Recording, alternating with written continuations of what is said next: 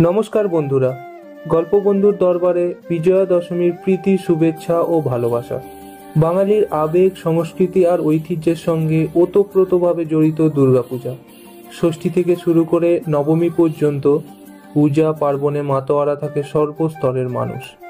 তারই সমাপ্তি ঘটে বিজয়া দশমীতে। এই দিনই মা দুর্গা মহিষাসুর বধ করে স্বর্গলোকে ফিরে যান আর পৃথিবীতে রেখে যান শুভ শক্তির জয়গান। এবার আমরা জেনে নিই বিজয়া দশমীর তাৎপর্য। প্রথমত, অসুরের উপর দেবীর জয়।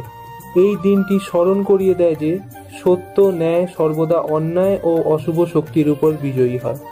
দ্বিতীয়ত, বিদায়ের বেদনা। মাকে বরণ করার আনন্দ যেমন ষষ্ঠীতে, তেমনি বিদায়ের বেদনা দশমীতেই। মা দুর্গার প্রতিমা বিসর্জনের মধ্যে দিয়ে শেষ হয় এই মহোৎসব। তৃতীয়ত, সামাজিক বন্ধন। বিজয়া দশমী কেবল ধর্মীয় নয়, সামাজিক দিক থেকেও অত্যন্ত গুরুত্বপূর্ণ। এই দিন আত্মীয় স্বজন, প্রতিবেশী, বন্ধু বান্ধব সকলকেই শুভেচ্ছা জানানো হয়। চতুর্থত, বিজয়া শব্দের মাহাত্ম্য। বিজয়া মানে জয় আর দশমী মানে দশম দিন, অর্থাৎ অশুভ শক্তির উপর শুভ শক্তির জয়ের প্রতীক এই দিনটি। পঞ্চমত, নারী শক্তির স্বীকৃতি। মা দুর্গা কেবল দেবী নন, তিনি নারীর শক্তি ও মর্যাদার প্রতীক। বিজয়া দশমী নারীর শক্তিকে নতুনভাবে উপলব্ধি করার দিন। এবার বিজয়া দশমীর আচার অনুষ্ঠান।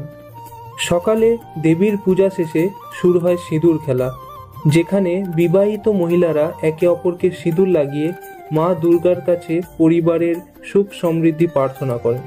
পূজা শেষ হয়ে গেলে শুরু হয় বিসর্জন যাত্রা। ঢাক ঢোলের তালে বলো দুর্গা মাইকি জয় ধ্বনিতে মুখরিত হয় চারিদিক। বিসর্জনের পর সবাই একে অপরকে আলিঙ্গন করে শুভ বিজয় জানায় এবং মিষ্টিমুখ করে।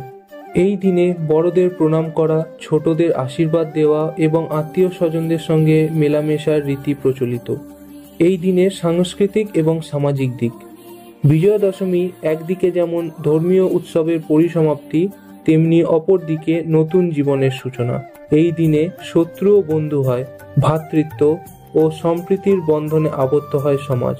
শিল্প সংস্কৃতির মিলন ঘটে ঢাকের বাদ্যি, শঙ্খধ্বনি, উলুধ্বনি আর নৃত্যের মাধ্যমে। শুভ বিজয়া দশমী কেবল একটি পূজার সমাপ্তি নয়, এটি শুভ শক্তির জয়গাথা, ভ্রাতৃত্বের বন্ধন ও জীবনের নতুন আশা। মায়ের আশীর্বাদে সকলের জীবন ভরে উঠুক শান্তি, আনন্দ ও সমৃদ্ধিতে। জয় মা দুর্গা। আসছে বছর আবার হবে।